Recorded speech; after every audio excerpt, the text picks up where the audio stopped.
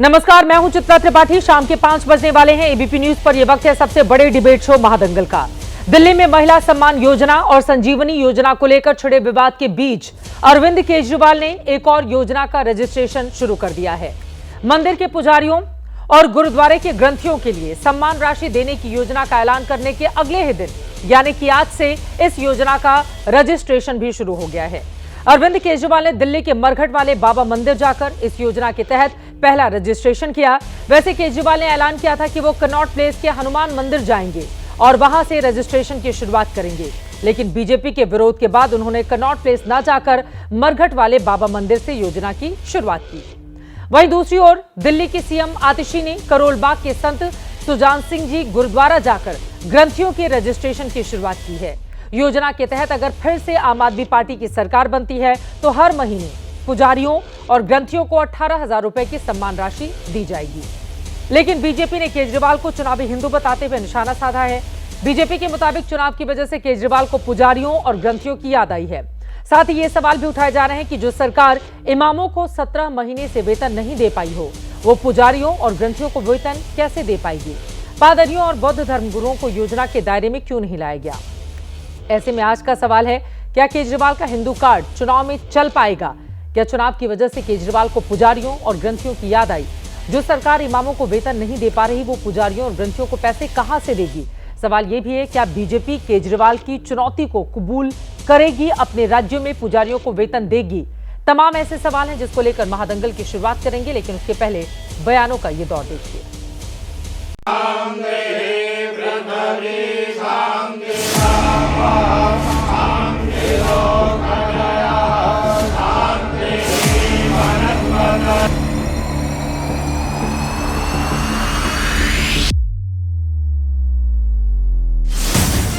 इसे मैं वेतन या तनख्वाह नहीं कहूँगा, एक तरह से इनका सम्मान करने के लिए इसकी घोषणा कर रहे हैं कि लगभग 18,000 रुपये महीना इनको सम्मान राशि दी जाएगी। ये देश में पहली बार हो रहा है। आज तक कभी किसी पार्टी, किसी सरकार ने ऐसा नहीं किया। ये पहली बार हो रहा है। और ये कहना गलत नहीं होगा, चुनाव की बेला है, अरविंद केजरीवाल का नया झूठ का खेला है। मैं तो भारतीय जनता पार्टी से पूछूंगी, आपकी 22 राज्यों में सरकार है, आपके पास तो बहुत मौका है, 22 राज्यों में ये करके दिखा सकते हैं। मैं तो बस हाथ जोड़ के भारतीय जनता पार्टी से निवेदन करूंगी कि पुजारियों के मुद्दे पर, ग्रंथियों के मुद्दे पर, उन पर राजनीति ना की जाए। दिल्ली में पिछले 10 साल में, पिछले 5 साल में लगातार खबरें आती रही कि तनख्वाह नहीं देने की, पैसे हैं इनके पास। तो जब पैसे ही नहीं है आपके पास अभी तनख्वाह देने को, आप क्या नई नई योजनाएं ला रहे हैं? मुझे पूरी उम्मीद है कि भगवान श्री राम की कृपा और भगवान हनुमान जी की कृपा हमारे ऊपर रहेगी। चुनावी जुमलों के बारे में तो हम सब ने बहुत सुना है, लेकिन केजरीवाल जी तो एक नई हवा लेकर आए हैं चुनावी छलावों में। ये वो केजरीवाल जी है जिसने 17 महीनों से ना इमामों को वेतन दिया, ना मौलवियों को वेतन दिया।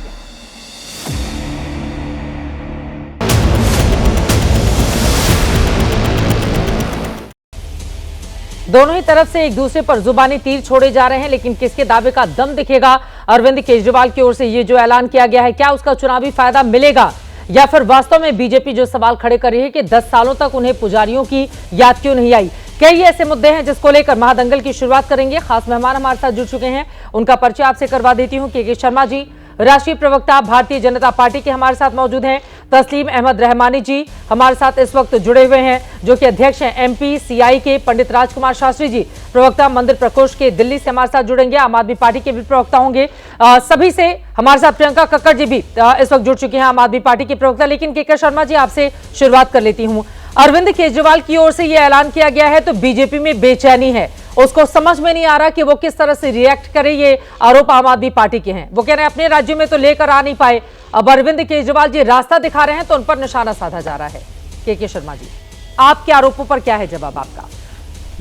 देखिए, ऐसा है, देखिए अरविंद केजरीवाल का रास्ता तो खैर क्या है, इस पर तो मैं कोई टिप्पणी नहीं करूंगा। मैं इसी बात से मात्र शुरुआत करता हूं कि जिस व्यक्ति की नीयत और जिस व्यक्ति की बातों में इतना विरोधाभास है और जो झूठ के लिए यानी जाना जाता हो, मुझे लगता है यदि कोई नोबेल पुरस्कार झूठ का हो तो वो अरविंद केजरीवाल को मिल जाना चाहिए। जिस आदमी ने कहा हो कि मैं कभी राजनीतिक पार्टी नहीं बनाऊंगा और मैं आंदोलन करता हूं, मैं आंदोलनकारी हूं, और फिर वो झूठ बोल के लोगों की झूठ आंखों में धूल झोंक कर उसने पार्टी बना ली।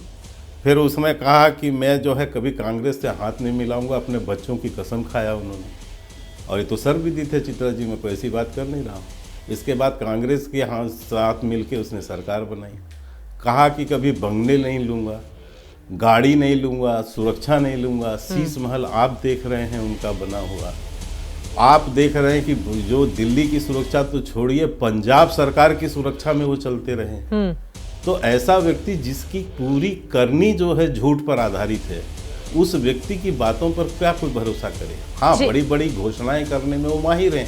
ठीक है। इसलिए यहाँ पर दिल्ली चुनाव में भी बहुत बड़ी बड़ी घोषणाएं की, इतने कॉलेज बना देंगे, इतने स्कूल बना देंगे, पूरे दिल्ली को हाई फाई से जोड़ देंगे, पूरे जगह कैमरा लगा देंगे, लेकिन कोई वादे पूरे नहीं हुए। आज यही पंजाब में इन्होंने 1000 रुपए महिलाओं को देने की बात की थी पंजाब चुनाव में, आज तक वहां की महिलाएं तरस रही हैं, किसी को 1 रुपया नहीं मिला। आज पंजाब के टीचर्स आके दिल्ली में केजरीवाल के दरवाजे पर परिवार सहित जो है प्रदर्शन कर रहे हैं।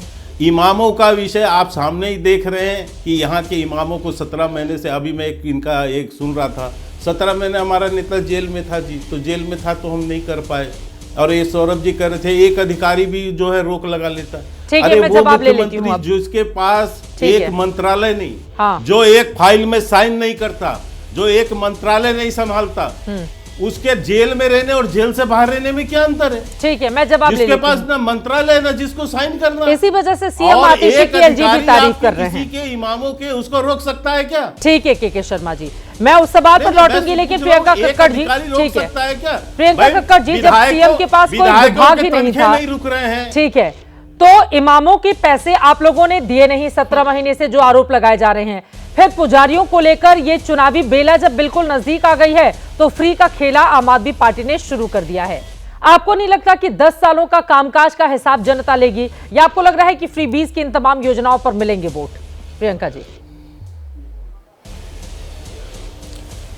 सभी को नमस्ते। चित्रा जी, मुझे के शर्मा जी का इमामों के लिए दर्द समझ आता है, और मैं आपको आश्वस्त करती हूं कि हम उनकी सैलरी भी जल्द क्लियर कर देंगे, उसमें कोई विलंब नहीं होगा।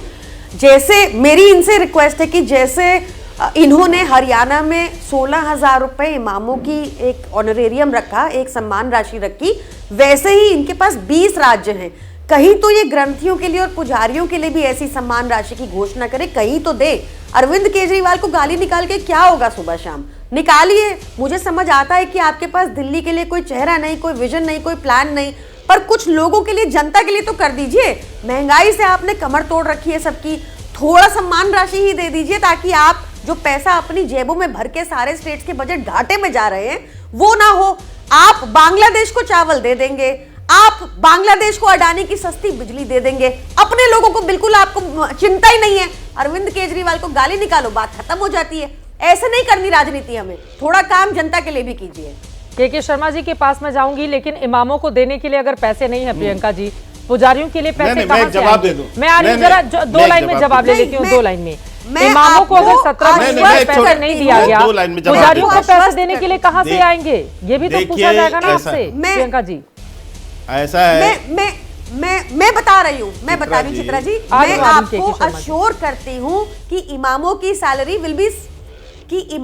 Salary will soon be cleared also. I am assuring you on national television कि ये जल्द ही हो जाएगा, इसमें कोई विलंब नहीं होगा। आप सोचें कि एमसीडी के एम्प्लॉइज की सैलरी जब भाजपा के पास थी 8-8, 9-9 महीने आराम से लेट होते थे। अब एमसीडी के सारे एम्प्लॉइज की भी 1 तारीख को पहली बार हिस्ट्री में हुआ है। एमसीडी को लेकर बीजेपी पैसे नहीं दे पा रही हो, या फिर आम आदमी पार्टी अगर इमामों को पैसे नहीं दे पा रही, आप समझ रही हैं 1 महीने की सैलरी रुक जाने पर घर का, परिवार का क्या हाल होता है? 17 महीने अगर सैलरी नहीं मिले तो उस परिवार का क्या होता होगा, ये बताने की जरूरत नहीं, यही सवाल। लेकिन वो एमसीडी की याद दिला रही हैं आपको के शर्मा जी, रत्नाकर त्रिपाठी जी भी हमारे साथ जुड़ चुके हैं, ठीक है, उनके पास मैं जाऊंगी, लेकिन उसके पहले के शर्मा जी, आप उनसे इमामों की सैलरी का हिसाब किताब मांग रहे हैं, वो आपको एमसीडी याद दिला रही है। नहीं, मैं दोनों बातों पे जवाब दे देता हूँ। देखिए, वैसे किसी घोटालेबाज के आरोपी का अनुसरण करने की हमें जरूरत नहीं। वो घोटालेबाज के आरोपी जो हैं उनकी जो करनी है कृतित्व है उनको मुबारक। हमको ऐसे घोटालेबाज का कोई अनुसरण नहीं करना। नंबर 1 नहीं, पर्सनल नहीं है साहब, एक घोटालेबाज के आरोप 17 महीने जेल का आप रोते हो, किस लिए गए थे वहां कोई उसके लिए तीर्थाटन करने गए थे? जेल पे गए थे तो आरोप पे गए थे ना। अब आइए, मैं दूसरी बात बता रहा हूं। दूसरी बात इन्होंने कहा, अभी ये कह रही है कि मैं इंश्योर कर रही हूं। अरे भाई, आप इंश्योर क्या, आप दे दो ना, एक कलम पे तो चाहिए जाना है उसका, उनका पैसा। फंड आप कहते हो कि हमारे पास है। पिछले 7 दिनों से 8 दिनों से इमाम साहब लोग वहां खड़े होकर प्रदर्शन कर रहे हैं, आप क्यों नहीं कर पा रहे? या एक बार भी केजरीवाल 3 रोज प्रेस कॉन्फ्रेंस कर रहे हैं, एक बार उन्होंने कहा कि मैं इमामों को पैसा दे दूंगा। ये प्रियंका कक्कड़ क्या है? ये कर देंगे? इनके बस का है क्या? इस वजह से आप नहीं कर पा रहे, ये बताइए ना। एक मिनट सुनियो भैया। के शर्मा जी, इतना पर्सनल होने की जरूरत नहीं, ये बताइए कि आपने गारंटी और क्यों नहीं किया पुजारियों के लिए? चित्रा जी क्यों नहीं कर पा रहे? चित्रा जी मुझे बोलने दीजिए, बीच में मत बोलिए। हाँ, वो नहीं बोलेंगे, बोलिए। मैं बोल रहा हूँ यहाँ प्रियंका कक्कड़, आप बीच में पर्सनल हो जाएंगे तो हम चुप रहेंगे। कक्कड़ यहाँ, ये पर्सनल कौन सा है? अरे ये कौन सा पर्सनल है भाई? शराब के उठाने में आरोपी है या नहीं है केजरीवाल? बताओ मेरे को। जेल क्यों गए? आपने शुरुआत ऐसे की, करने गए थे। आप बताइए, सारे आपके घाटे में क्यों है? अब आइए, बताइए कहां गया वो पैसा? क्यों देश आज 2 लाख करोड़ के कर्जे में है? बताइए, आपने खाए उसमें? चित्रा जी,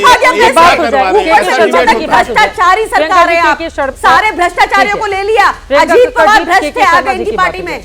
अरे अब हम कहाँ पे जा रहे हैं? अभी तो यहीं पे रहते हैं ना, दिल्ली पर रहते हैं। जो ऐलान किया गया है आम आदमी पार्टी की ओर से, उसी पर रहते हैं। के शर्मा जी, हाँ, वो कह रहे हैं कि अभी के संकट की स्थिति उनके लिए बनी हुई है। आप लोग भी एमसीडी में वही करते थे, 9 महीने तक सैलरी नहीं जाती थी, वो आरोप लगा रही हैं। नहीं, सुन लीजिए, एमसीडी का मैं आपको बता दूं चित्रा जी, मैं करोड़ों दर्शकों को भी बता दूं, एमसीडी के तनख्वाह का बहुत बड़ा हिस्सा जो है राज्य सरकार, दिल्ली सरकार देती है। विवाद क्या होता था? यहां प्रदर्शन होते थे, प्रदर्शन होने के बाद जो है केजरीवाल 1.5 2 महीने तक तनखे रोकने के बाद फिर उसको रिलीज करते थे। आरोप क्या लगाते थे केजरीवाल ये कहते थे कि हमें केंद्र से उससे पैसा नहीं मिल रहा है, और इसके बाद वो एमसीडी के कर्मचारियों का तनख्वाह रोकते थे, और फिर कैसे 2 महीने के बाद पेमेंट हो जाता था। तो यह आज इनकी दोनों जगह सरकार है, पहले इनकी सरकार दिल्ली में थी, हमारी एमसीडी में थी, तो इनको ये परेशानी पैदा करना था, लोगों का तनख्वाह रोकना था, और वही होता था जब प्रदर्शन होता था, इसके बाद ये जारी करते थे। ठीक है, तो ये तो इनके कुकर्म थे, इनके पाप थे, ये किसको याद दिलाना चाह रहे हैं? प्रियंका कक्कड़ जी, 2 लाइन में आप जवाब दे दीजिए। सभी मेहमान हमारे साथ जुड़ चुके हैं।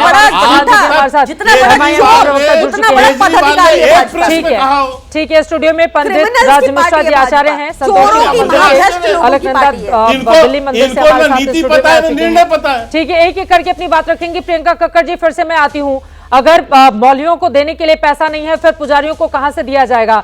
और जो जनता है वो 10 सालों तक आपने क्या कामकाज किया, उस आधार पर आपको वोट करेगी, या जो फ्री की योजनाएं हर रोज लेकर आ रही है आम आदमी पार्टी, उसके आधार पर आपको वोट करेगी? फिर उसी सवाल का मैं जवाब आपसे जानना चाहूंगी। अब तो आपके कामकाज के हिसाब का दिन है कि आप जनता के बीच जाइए और बताइए कि हमने ये काम किए हैं, इस आधार पर वोट कीजिए। तो फ्री की योजनाओं का ऐलान हर रोज आके सामने। चित्रा जी, हम लोग जनता के बीच में जाएंगे, बताएंगे कि कैसे हमने दिल्ली में 24 घंटा बिजली दी, मुफ्त बिजली दी, कैसे दिल्ली की बिजली देश की सबसे सस्ती बिजली है, कैसे दिल्ली में सबसे कम महंगाई है देश की राजधानी होने के बावजूद, ऐसा केंद्र सरकार का आंकड़ा कहता है। कैसे हमने स्कूलों का काया पलट किया, कैसे हमने हॉस्पिटलों को काया पलट किया, कैसे हमने मुफ्त बस यात्रा दी, कैसे हमने मुफ्त तीर्थ यात्रा दी बुजुर्गों के लिए, कैसे हम अब संजीवनी योजना लाएंगे, कैसे अब हम 2100 रुपए प्रति महिला के लिए खाते में डालेंगे। हर पार्टी चुनावी वादे करती है, मोदी जी के जुमले होते हैं 15 लाख वाला, हमारी गारंटी होती है, ये हमने करके दिखाया है। ये लोग हैं जो जुमले देके भाग जाते हैं, जनता को बेवकूफ बनाते हैं बार बार, पर अब जनता समझदार हो चुकी है, उनको पता है कि सिर्फ अरविंद केजरीवाल जो वादा करता है वो पूरा करेगा। आप इनसे पूछिए, मैंने आपको जवाब दिया ना, मैं आपको अभी फिर से कह रही हूं कि जल्द ही सारी इमामों की सैलरी क्लियर हो जाएगी जल्द ही, वेरी तो वेरी मतलब शॉर्टली। 17 महीनों के बाद अब उनके अच्छे दिन आ जाएंगे, इस तरह की उम्मीद की जा सकती है। पंडित राज मिश्रा जी, अब आम आदमी पार्टी सरकार की ओर से जो ऐलान किया गया है, जल्दी से आपकी टिप्पणी, उसके बाद में बात केजरीवाल नहीं बोल पा रहे हैं ठीक है प्रेस कॉन्फ्रेंस में। ठीक है। चित्रा जी, सबसे पहले तो धन्यवाद आपके कार्यक्रम में। आज हूँ श्री रामचरितमानस के अंतर्गत एक चौपाई है, आपके पास क्या अधिकार है? झूठ ही लेना, झूठ ही देना, झूठ ही भोजन, झूठ चबेना। मुझे लगता है कि जो इस प्रकार का चुनाव आने पर जो इस प्रकार के वादे हैं ना, वो झूठ के अलावा और कुछ नहीं हो सकते। बड़ा क्लियर कह रहा हूं। वो तो आपको 18,000 रुपए हर महीने देने का ऐलान करें, आप कह रहे हैं झूठ बोल रहे हैं वो। मैं एक बात बता रहा हूं चित्रा जी, एक बात सोच लीजिए। एक बार ऐसा हुआ जब सनातनियों को लुभाने के लिए दिवाली का पूजन तक का आयोजन किया गया केजरीवाल जी के द्वारा दिल्ली में, आप सबको पता होगा, और प्रसारित किया गया। उसके बाद भाई दिवाली खत्म हो गई क्या? उसके बाद कहीं आपने अगर पूजन को प्रसारित करते हुए देखा हो तो मुझे बताइए।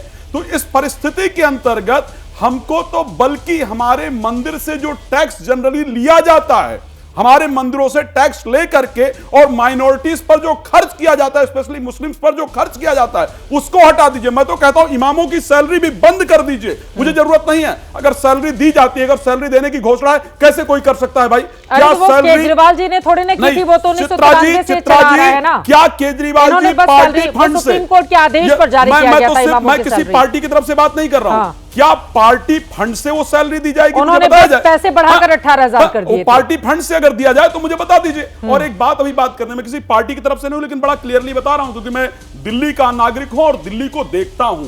क्या दिल्ली लंदन बन गई? मैं दिल्ली में ही रहता हूं, सांस नहीं ले सकते हैं। सुप्रीम कोर्ट आपको यहाँ पे लंदन चाहिए या आपको मंदिर के पुजारियों के लिए लाभ चाहिए? मुझे मेरी दिल्ली शुद्ध चाहिए। क्या पंडित जी, आप राजनीतिक बातें करने लगे? मैं राजनीतिक बातें नहीं कर रहा हूं चित्रा जी। एजुकेशन की बात की जा रही है, आप शायद 4-5 महीने की न्यूज उठा करके देख लीजिएगा। बाकायदा सुप्रीम कोर्ट को कहना पड़ा कि बच्चों को जो उनकी टाइमिंग एजुकेशन का जितना समय उनको मिलना चाहिए वो नहीं मिल रहा है। तो 18,000 देंगे तो लेंगे कि नहीं लेंगे, ये बताइए। मुझे सबसे पहले ये चाहिए ना, मुझे 18,000 चाहिए। और मैं कहता हूं जो मौलवियों को दे रहा हूं उसको बंद करने की हिम्मत दिखाओ। ये कहो, मैं पंडितों को नहीं चाहिए, सिर्फ ये कह दीजिए कि मैं मौलवियों को भी दिल्ली में 18,000 नहीं दूंगा और मैं एक सेकुलर देश के अंदर सेकुलर नेता की तरह व्यवहार करूंगा।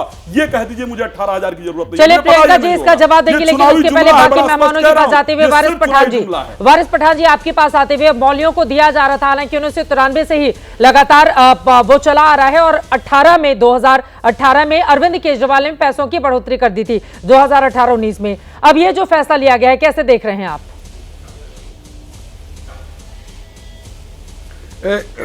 देखिए चित्रा जी, बात यह कि हमारे लिए तो एक तरफ बीजेपी है और दूसरी तरफ ये आम आदमी पार्टी वगैरह, दोनों भी एक ही सिक्के के दो पहलू है। बीजेपी तो पक्की सच्ची मुसलमानों की दुश्मन है, तो पूरे देश दुनिया को पता है। साथ में आम आदमी भी कम नहीं है। आपने देखा किस तरह से, आप देखिए जिसको देना है आपको महीने का जो भत्ता देना है, जो पैसा देना है आप दीजिए, हमको कोई आपत्ति नहीं है। लेकिन वहीं पर उनके घर के सामने सुबह सुबह सारे मौलाना जाके खड़े हो गए थे कि आप मौलाना इमाम मुअज्जिन का जो 18 महीने से पगार बाकी है वो तो दो। वो अब तक नहीं दे रहे, आप बोल रहे देंगे, कब देंगे? अब बोलेंगे आचार संहिता लग गई, हमारे हाथ में नहीं है, नहीं देने का। तो मुसलमानों के प्रति जो आम आदमी पार्टी का रवैया रहा है, आप हम सबने देखा। यही वो थे केजरीवाल जिन्होंने उस टाइम कहा था जब कोविड आया था कि ये जमातियों की वजह से कोविड फैल गया। यही केजरीवाल है जिनके राज के अंदर ताहिर हुसैन जैसा इंसान जब जेल गया तो उसके परिवार को इन्होंने छोड़ दिया, उसके घर तक कोई पूछने तक इनको नहीं गया। और इनको मुसलमानों के वोट चाहिए, मुसलमानों के 90% वोट चाहिए। इनको सत्ता में आके बैठना है, सत्ता की मलाई खाना है, लेकिन उनके हक की जब बात आती है तो ये बिल्कुल आरएसएस का, इसलिए तो हम इसको बोलते हैं आरएसएस का छोटा वर्जन है, छोटा रिचार्ज हमने इनको नाम दिया है केजरीवाल साहब को। ये कम नहीं है, ये पूरा बीजेपी और केजरीवाल एक ही है, एक ही सिक्के के। मुझे बताओ ना, आप अगर ये सब दे रहे मौलाना को 18 महीने से पगार आपने नहीं दिया, क्यों नहीं दिया? आप तो थे ना। और अब हम लड़ने चले गए चुनाव, वहां पे तो यही आम आदमी पार्टी हम पे रोज इल्जाम लगा रही है कि ताहिर हुसैन को टिकट क्यों दिया। अरे तुमने तो उसके घर वाले को अपॉइंटमेंट किया, हमने दिया। वो अंडर ट्रायल प्रिजनर है, आज कन्विक्ट नहीं है। A man is presumed to be innocent until proven guilty by the court of law. हम दिल्ली में चुनाव लड़ने गए, सबके पेटों में दर्द शुरू हो गया। देंगे, आगे भी लड़ेंगे। हमको पता है कि इस मर्तबा हम एक विकल्प के तौर पे उतर रहे हैं दिल्ली में और इनके रेवड़ियां, झूठे जुमले कुछ चलेगा नहीं। लोगों को विकल्प चाहिए था, कल तक कोई विकल्प नहीं था। एक तरफ बीजेपी थी, चाहे कांग्रेस आम आदमी पार्टी हो, आज लोगों के पास एक विकल्प और विकल्प के तौर से हम लोग उभर रहे हैं वहां पे। तो हमारे पीछे ये लग गए। इनके लोग जेल में से बेल पे नहीं आए, केजरीवाल के जमानत पे बाहर नहीं है, मनीष सिसोदिया बेल पे बाहर नहीं है, सारे तो सारे इनके तो खुद की जो महिला जिनको इन्होंने राज्यसभा का मेंबर ऑफ पार्लियामेंट बना दिया, उनने इनके ऊपर इल्जाम लगाया। क्या क्या है इन्होंने? तो इल्जाम से भरी हुई पार्टी अगर आज हमारे खिलाफ कुछ बोलते तो हमको बुरा लगेगा। और आप मुसलमानों का कैसे मार सकते हैं? आपके पास प्रियंका जैसे उसके मैं जवाब ले लेती हूँ, क्योंकि लगातार तीन तरफ से उन्हीं के ऊपर सवाल उछाले जा रहे हैं। प्रियंका कक्कड़ जी, देखिए, मेरा कहना है कि AIMIM जो है वो इस बार भाजपा की बी टीम की तरफ फिर से काम कर रही है और वही यहाँ पे देखने को मिल रहा है। उनको मैं जब बार बार कह रही हूँ कि वक्फ बोर्ड सैलरी जल्द देगा, ये मैं बता रही हूँ, एक सेपरेट बोर्ड है। मेरा सवाल बीजेपी से बार बार यही है कि आपको क्या प्रिवेंट कर रहा है? शोर और कूदने ना लगे के शर्मा जी, कूदिएगा मत, सुनिएगा क्वेश्चन, कि आप क्यों नहीं सैलरी डिक्लेयर करते पुजारियों की और मौलवियों की, पुजारियों की और ग्रंथियों की? आपने क्यों उनको इग्नोर कर रखा है? मेरा आपसे ये प्रश्न है। क्योंकि अरविंद केजरीवाल खराब है, क्योंकि अरविंद केजरीवाल ने ये कर दिया, क्योंकि अरविंद केजरीवाल ने वो कर दिया? ये मत बताइए, ये बताइए आपने अब तक क्यों नहीं किया? आपने 20 राज्यों में। मैं जवाब देना चाहता हूं। बोलिए 20 राज्यों में क्यों नहीं किया? मैं जवाब देना चाहता हूं। बोलिए। देखिए, मैंने पहले भी कहा, मुझे किसी घोटालेबाज और झूठ बोलने वाले के अनुसरण की आवश्यकता नहीं चित्रा जी, हमारी पार्टी को। कारण है, हमने घोषणा किया, घोटालेबाज आप है। 15 लाख का जुमला आपने दिया, डकारे सारे पैसे आपने। जवाब दीजिए पर्सनल होने की बजाय। अब देखिए, मेरे से कह रहे हैं बीच में मत बोलिए, अपना बोल रही है। नहीं बोलेंगी, बोलिए, नहीं बोलेंगी, बोलिए। तो उनको बोलिए कि बिना हमने मध्य प्रदेश में हमने, आप देखिए, ये अफसर भाई घोटालेबाज नहीं है तो और क्या है बताइए मेरे को। जेल क्यों गया केजरीवाल? अच्छा, इसका तो आप उत्तर इस बात देंगे का ना। जवाब नहीं देना चाहते ना कि आपने ये सभी क्यों बना देंगे उनको, और क्यों ये सभी पुजारियों बना की देंगी। स्कीम नहीं लॉन्च की? आप सुनिए, इसलिए आप बार-बार अरविंद केजरीवाल को गाली दे रहे हैं। मैं दे रहा हूं,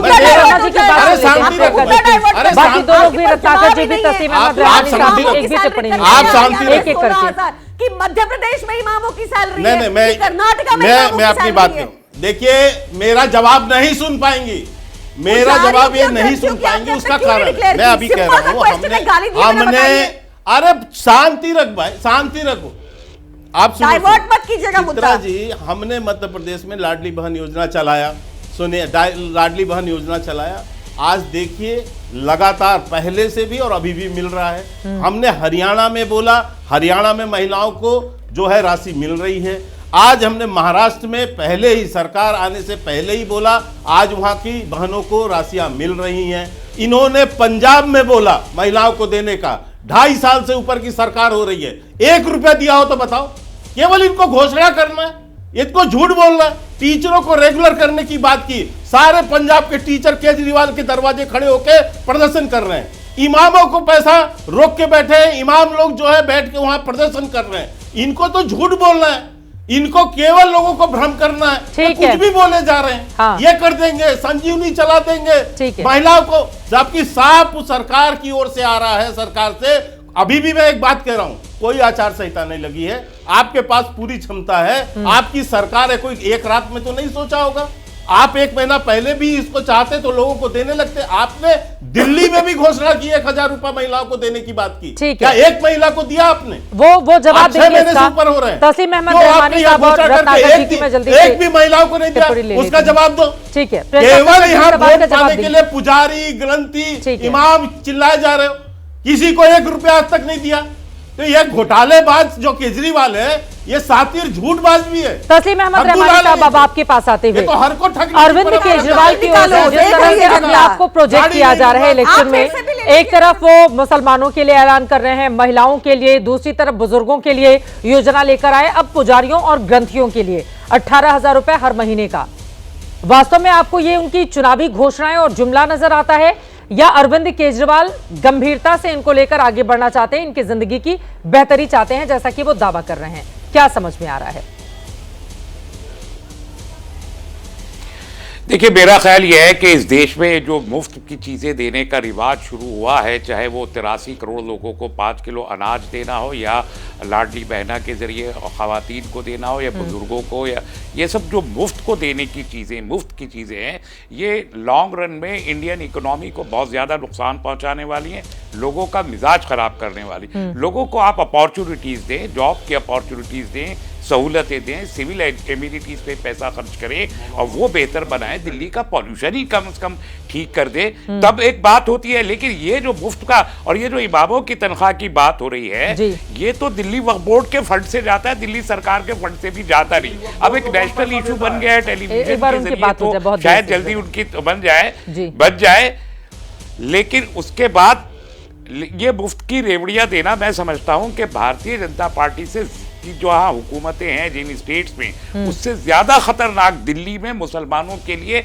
आम आदमी पार्टी की सरकार है, जहां पॉलिटिकल जो ब्रेन रखने वाले लोग हैं, या जो एलीट्स हैं, या जो पढ़े लिखे लोग हैं, जो समझदार लोग हैं, उनको बिल्कुल साइडलाइन करके आम आदमी पार्टी ने उन मुसलमानों को मौका दिया। मैं आपसे वर्चुअली कह रहा हूं, मतलब आप इसकी तस्दीक कर सकते हैं, जिसमें एमएलएस को दस्तखत करने नहीं आते। उर्दू एकेडमी का चेयरमैन वो आदमी था कि जिस आदमी को उर्दू में खुद अपना नाम लेना नहीं आता, लिखना तो दूर की बात है। माइनॉरिटी कमीशन का चेयरमैन वो आदमी था जिसे माइनॉरिटी लफ्ज के मानी मालूम नहीं है। एमएलएस वो है जो माफिया हैं, करप्ट हैं, लैंड बिल्डिंग में इन्वॉल्व हो गए, वो मुस्लिम एमएलए दिए। वक्फ बोर्ड का वो बुरा हाल किया पिछले 10 साल में कि मुकदमा अदालत तक चला गया। वो कोई झूठा मुकदमा नहीं है। जिस तरीके से वक्फ की लूट मची आम आदमी पार्टी के बाद, उर्दू एकेडमी के फंड्स को अफ्तार की दावतों पे लुटाया इन लोगों ने। उर्दू मीडियम स्कूल एक दिल्ली में आज भी ऐसा है जिसे कि जो टेंटों में चलता है, सीनियर सेकेंडरी स्कूल, आम आदमी पार्टी उसको जगह नहीं दे सकी, स्कूल नहीं बना सकी। दिल्ली के 12 उर्दू मीडियम स्कूलों में एक स्कूल भी ऐसा नहीं है जिसमें स्टूडेंट्स के लिए फंड जाता हो, एक पैसा भी। मैं खुद चेयरमैन हूं और जो यूनिफॉर्म जाता हो, बुक्स जाती हो, कुछ नहीं है। और आप ये कह रहे हैं कि वक्फ बोर्ड से पैसा जाता है इमामों को, तो फिर अरविंद केजरीवाल के घर के बाहर जाकर हंगामा क्यों कर रहे हैं इमाम और तमाम मौलवी? और मैं यहाँ पर जल्दी से एक दर्शकों को जानकारी दे देती हूँ। 1993 में सुप्रीम कोर्ट ने जो निर्देश दिया था, 2019 में वेतन बढ़ाकर 18,000 किया गया अरविंद केजरीवाल की ओर से, और इस वेतन पर हर साल 9 से 10 करोड़ रुपए का खर्च होता है। 9 से 10 करोड़ रुपए हर साल का यह खर्च होता है। अब मेरा वो सवाल, इमामों को अगर वेतन नहीं मिला है, आप कहने वक्फ बोर्ड से जाता है, फिर अरविंद केजरीवाल का घेराव करने क्यों पहुंचे? फिर बताइए रहमानी साहब। इसलिए कि वक्फ बोर्ड, कोई भी वक्फ बोर्ड स्टेट गवर्नमेंट के अंडर में होता है। हर वक्फ बोर्ड का जो मैनेजमेंट है वो स्टेट गवर्नमेंट के अंडर में होता है, इसलिए सैलरी रिलीज करने का काम स्टेट गवर्नमेंट के रेवेन्यू डिपार्टमेंट के थ्रू होती हैं। फंड्स वहां से आते हैं और उसको सब्सिडी देती है अगर कहीं आपकी बातों से सचिन साहब ऐसा लगा ना कि वक्फ बोर्ड बिल्कुल अलग है, सरकार से उसका कोई लेना देना नहीं, वो दोनों जुड़े हुए हैं ना, यानी कि दिल्ली सरकार से ही पैसा जाता है। और 17-18 महीनों से अगर पैसे नहीं गए हैं तो उसके लिए जवाब मांगा जाएगा, ये बात भी सही है। रत्नाकर त्रिपाठी जी आप जवाब दीजिए, तो एक साथ प्रियंका कक्कड़ जी सभी का जवाब देंगी। रत्नाकर जी, लेकिन अभी 6 महीने पहले तक केजरीवाल और कांग्रेस दोनों लोग मिलकर इन्हीं सारी उपलब्धियों को गिना रहे थे ना, 10 सालों में जो कामकाज किया गया, बाकी सारी चीजें। तो अब क्या है स्थिति अगर अरविंद केजरीवाल इसका ऐलान कर रहे हैं? 2024-23 को जी गुरुग्राम नेशनल यूनिवर्सिटी में खट्टर साहब का 800 इमामों ने अभिनंदन किया, इसलिए कि उन्होंने वो वादा पूरा किया कि वो इमामों और मौलवियों को जो स्टाइपेंड मिलता है उसको 50% बढ़ाएंगे, और 14,000 और 16,000 कर दिया गया। और ये वहां कहा खट्टर जी ने कि हर साल 50% बढ़ेगा। आप मुझे ये बताइए, ये बीजेपी को क्या वहां पे पुजारियों और ग्रंथियों को नहीं देना था? वहां तो नहीं देती है। काग कहे कल बोलिएगा मत अभी चित्रा जी, नहीं, मैं बस कंफर्म करना चाह रही हूँ। खट्टर साहब ने कहा कि हर साल 50% बढ़ा देंगे। जी जी जी, आप न्यूज देख लीजिएगा, न्यूज देख लीजिएगा। हाँ, मैं बिना, मेरी जानकारी में 5% है। मैं चाहूंगी क्रॉस चेक किया जाए हमारी टीम की ओर से। आप कहना 50% बहुत ज्यादा ठीक है। नहीं, बोलिए बोलिए। मेरा आपका आखिरी शो नहीं है ना? नहीं बिल्कुल, आप चेक करा लीजिए। हाँ बोलिए। तो काग कहे कल कंठ कठोरा, कौवे कह रहे हैं कि कोयलों का जो संगीत है वो कठोर है। इन लोग को अचानक सबकी इमामों मौलवियों की बीजेपी को तनख्वाह याद आने लगी। अरे आयुष्मान का पेमेंट कीजिए शर्मा जी। जून 2024 को आपके हरियाणा में Rohit Mahajan, state president Indian Medical Association ने लिख के दिया कि हम अब इलाज नहीं करेंगे, 200 करोड़ बाकी है। बनारस में मैं बैठा हूं, यहाँ के सारे अस्पतालों का पिछले 1.5 साल से पैसा बाकी है, बोलते नहीं है। मोदी जी सांसद है, सरकार यहाँ की है, क्या करेंगे? जान देंगे। और मुझे आप एक बात बताइए, ये गोगो दीदी योजना, माझी लड़की बहन योजना, महिला सम्मान योजना, ये कहां थी? और शर्मा जी, आप बात करते हैं घोटालों की। आपने जो छात्र युवा अपमान योजना बिहार में लागू की है, बिहार पब्लिक सर्विस कमीशन का चेयरमैन कौन? आपने कहा कि मैं मैं बता रहा हूं, हमारी टीम बता रही है 50% बढ़ोतरी की गई थी और हर साल 5% बढ़ाने की बात कही गई थी। तो मैं आपको एक बार करेक्ट कर देती हूँ, उसके बाद चर्चा में आप आगे बढ़ेंगे। हमने 50% देखा, आपने 5% रत्नाकर त्रिपाठी सर्टिफाइड शर्मा जी 50% बढ़ोतरी 5% झूठा की बात थी। हाँ ठीक है, सर्टिफाइड झूठे हो चित्रा जी, सर्टिफाइड झूठे हो। रत्नाकर जी की बात शर्मा जी फिर जवाब दीजिएगा। रत्नाकर जी की बात खत्म हो जाए फिर उसके बाद बोलिए रत्नाकर जी। नहीं, मुझे बात बोलने दीजिए। आपने बिहार में पब्लिक सर्विस कमीशन का चेयरमैन बैठाया मनु भाई रवि परमार, क्योंकि वो गुजरात का है। और सुनिए भाई, पहले महादलित निगम के घोटाले में 4.5 करोड़ के घोटाले को लेकर के FIR है, विजिलेंस जांच कर रही है उसकी। आपने बैठा दिया छात्रों के उस पे घोटाला करने के लिए। घोटालेबाज को आपने पब्लिक सर्विस कमीशन में बैठा दिया, क्योंकि घोटालेबाजों से तो आपको पैसा मिलता है। आपको दुनिया में हर आदमी घोटालेबाज दिखता है, बताइए ना। अभी इसको भी चेक करा लीजिए चित्रा जी। मनु भाई रवि परमार जो गुजरात के हैं और IAS से बिहार में वो BPSC के चेयरमैन है, वो 4.5 करोड़ के महादलित निगम घोटाले में है कि नहीं, ये पता कर लीजिए आप। मुझे गलत सिद्ध कर दीजिएगा तब। अरे चोरों का साथ देते हैं शर्मा जी, आप खुद डकैत हैं, पूरे देश में आप भेदभाव करते हैं। दीजिए ना हरियाणा में क्या गरिया रहे हैं बाकी लोग को भाई। अब क्योटो हुआ है, बनारस क्योटो होने वाला था। बोले के शर्मा जी, जवाब ले लेते हैं। रहता हूँ चित्रा जी, आपके शो तेलंगाना में 5000 इमामों को दिया जाता है, वहां पर भी पुजारियों को देने की बात कर लीजिए। आप तो कांग्रेस पार्टी को सपोर्ट करते हैं इतने दिल से, तो कई ऐसे राज्य हैं, आप ही एक बड़ी लकीर खींच दीजिए इमामों और पुजारियों दोनों को लेकर। लेकिन के शर्मा जी से मैं जवाब ले लेती हूँ, हरियाणा का वो आईना दिखा रहे हैं। बोले के शर्मा जी।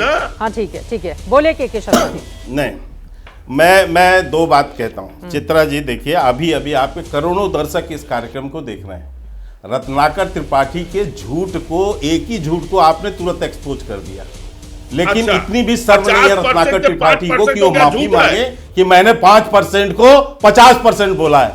ठीक है, अभी चित्रा जी ने बता दिया ना आपको कितना परसेंट बता दिया। ट्रिब्यून की न्यूज पूरी पढ़ी, नहीं मांगोगे, बेशर्म हो तुम नहीं मांगोगे, यही झूठ बोलना काम है। अब आगे आता हूँ, अब मैं यही आता हूँ। जनता है कि मैं चित्रा जी से सर्कुलर दिखाने को नहीं कर, बजट दिखाएं चित्रा जी, बताएं।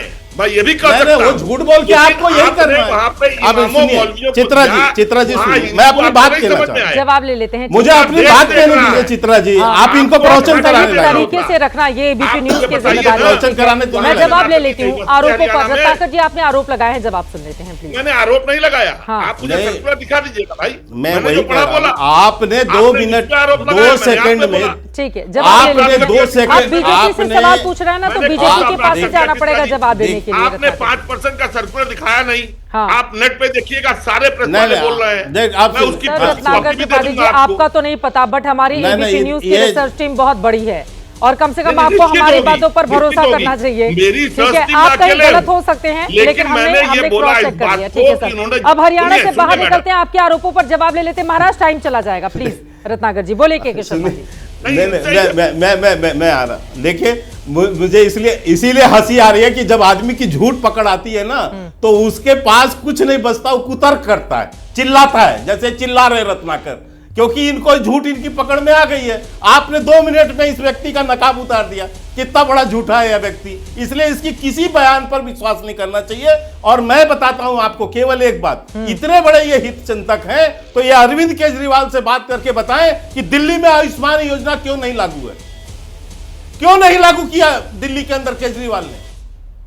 इसीलिए कि यहाँ के गरीबों को लाभ नहीं पहुंचाना है, मध्यम वर्गों को नहीं पहुंचाना है। रत्नाकर जी के मुंह से एक शब्द नहीं निकला, वो बनारस से लेकर दुबई तक घूम रहे हैं।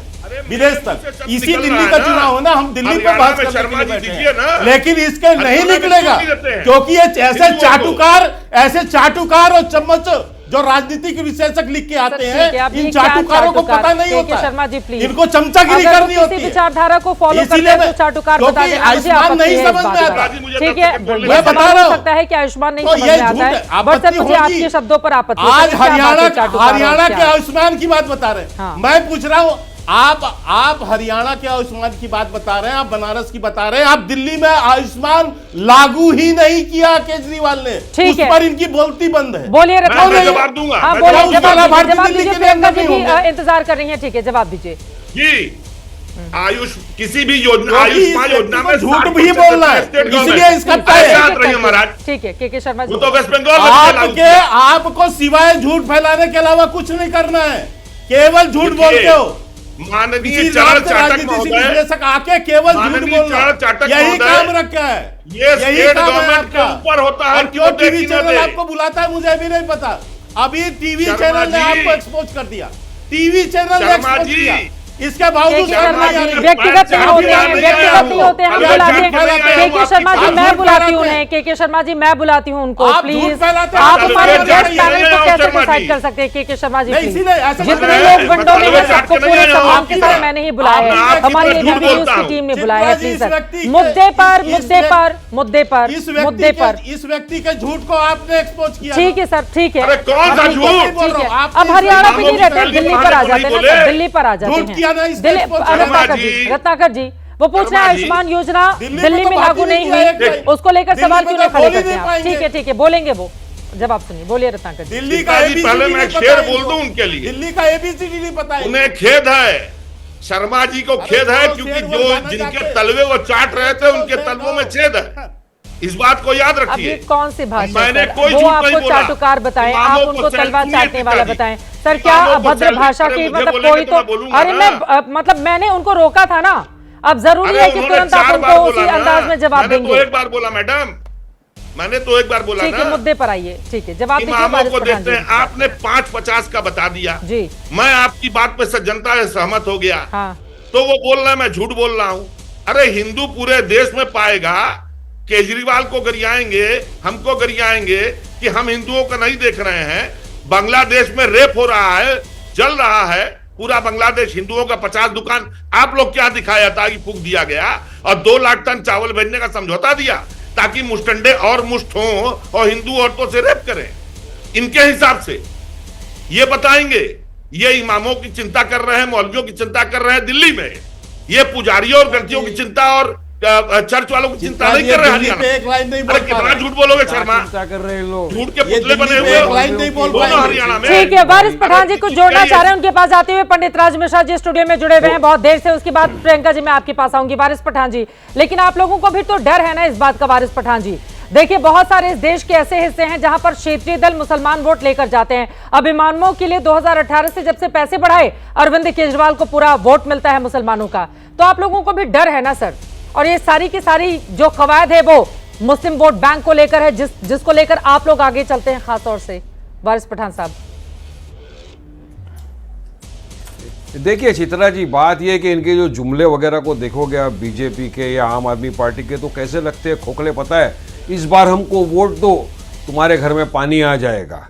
अब पानी नहीं आता, 5 साल नल लगा देते, सिर्फ नल, फिर बोलते अब हमको वोट दो, अब पानी भी आ जाएगा उस नल में। मतलब 10 साल सिर्फ पब्लिक के जज्बात से खेलते, बाद में ना पानी आता है ना वहाँ लोगों की प्यास बुझती है, सिर्फ अपना काम बनता, भाड़ में जाए जनता वाला उसूल ये लोगों का बन जाता है। अच्छा, मुसलमान के लिए लोग ने क्या क्या, चलिए पूछिए आम आदमी पार्टी को क्या कर लिया आपने दिल्ली के मुसलमानों के लिए, आपने बताइए ना क्या कर दिया। आपके राज्य के अंदर दिल्ली में बेचारा ताहिर हुसैन जेल चला गया, कोई परवाह नहीं। मुसलमानों के पगार आपने दिए नहीं, 18 महीने का आप बोल रहे हैं उनके, अब देंगे, अब तक क्यों नहीं दिए भाई आपने? ये रेवड़िया बांटने के पहले अगर आपके पास पैसा नहीं था तो आप बोल देते कि हमारे पास नहीं है, हम नहीं दे सकते। आरोपी है ना ताहिर हुसैन, आपके बेचारा हैं। तो स्टेट गवर्नमेंट के अंडर में है ना।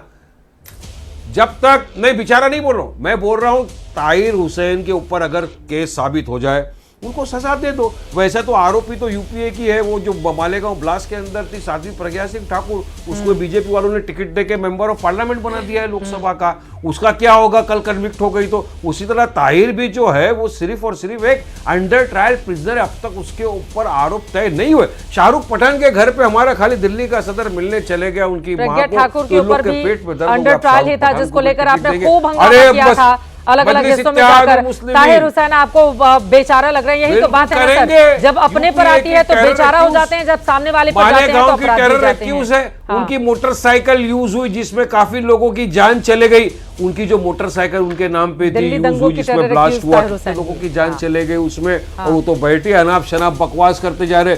और बीजेपी क्या कर रही है मुसलमानों के खिलाफ, वो तो जरा सुनिए। उन्हीं के जो नेता है महाराष्ट्र में बैठे हुए राणे, जिसको देवेंद्र फडणवीस जी ने अपने गोद लिया हुआ, इतना उसको लाड़ प्यार से नन्हे मुन्ने बच्चे को रखा है, कल बोल दिया जाके कि केरल जो है, केरल हमारे देश का जो हिस्सा है, बोले मिनी पाकिस्तान है। किस तरह मिनी पाकिस्तान है शर्मा जी बताइए चलिए मेरे बात को, क्या आप और मोदी जी इस बात को एंडर्स करते हैं कि हमारा केरल जो भारत का एक अहम हिस्सा है वो मिनी पाकिस्तान है? अरे कहीं नहीं, छोटी सी मुसलमान आबादी इनको दिख गई, पाकिस्तान मिनी पाकिस्तान बना देंगे। पाकिस्तान का नाम ठीक है, वक्त कम है, जल्दी से पंडित राज मिश्रा जी स्टूडियो में आए, के शर्मा जी उसके बाद आप बोलिएगा। पंडित राज मिश्रा जी, अब आप कह रहे हैं हमें भी 18,000 नहीं चाहिए, इमामों का बंद हो, ऐसा कहाँ होता है? तसीम साहब आ रही हूँ मैं, क्यों नहीं होता चित्रा जी? सबसे पहले एक बात बताइए, किसने सोचा है? अगर केजरीवाल जी को वास्तविकता में पंडितों के प्रति सोचना होता, एक मंदिर पुजारी प्रकोष्ठ करके एक कार्यक्रम शुरू किया गया बीजेपी की तरफ से, ठीक है, कर्नल सिंह जी ने इसको प्रारंभ किया और उसकी बड़ी बड़ी मीटिंग इत्यादि होने लगी,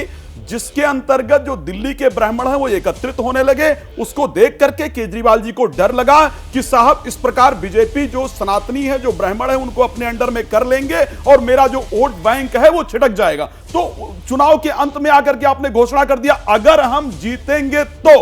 भाई साहब आप जीते थे तब कहां थे, सबसे पहले ये तो बता दीजिए। और आज तो मुझे सुनकर के बड़ा दुख लग रहा है, बेचारी केजरीवाल जिनके लिए इफ्तार में टोपी पहन करके और जाते रहे इफ्तार पार्टियां करते रहे, आज वो भी बैठ करके टीवी पर गाली दे रहे हैं। मुझे तो आज चिंता हो रही है कि वो एक गाना था ना, क्या से हम क्या हो गए, कुछ ऐसे करके था। आज मुस्लिमों की तरफ से अगर ये बयानबाजी आ रही है तो केजरीवाल बेचारे कहीं के नहीं रहे। पंडित जी, मैंने तो सोचा था आप कोई भजन सुनाएंगे, आप तो फिल्मी गाना एकदम गाने लगे। फिल्मी गाने नहीं, भजन की बात करूं। भजन तो मैंने आते चित्रा जी श्री रामचरितमानस की चौपाई सुनाई कि झूठा ही लेना, झूठा ही देना, झूठा ही भोजन, झूठ सवेना, ये रामायण की चौपाई है। लेकिन कारण यह है कि अब जब मैं अपने धर्म की बात कर रहा हूं तो रामायण की चौपाई की बात करूंगा, लेकिन जब मुस्लिम विरोध की बात कर रहा हूं तो वो तो रामायण की चौपाई स्वीकार ही नहीं करते। चलिए ठीक है, वक्त हमें इतने की इजाजत देता है। तमाम मेहमानों का बहुत धन्यवाद हमारे साथ चर्चा का हिस्सा बनने के लिए। कुल मिलाकर मुफ्त की योजनाओं को लेकर बहुत सारे सवाल यहां पर खड़े हो रहे हैं। अब ये जो नई घोषणाएं अरविंद केजरीवाल की ओर से की गई हैं, आगे आने वाले वक्त में इसका कैसा पड़ेगा असर, और चुनाव की तारीखें जब तक घोषित नहीं हो जाती हैं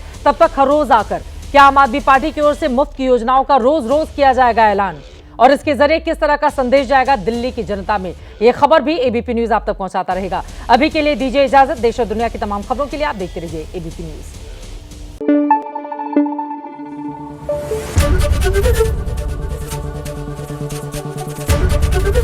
एबीपी न्यूज आपको रखे आगे।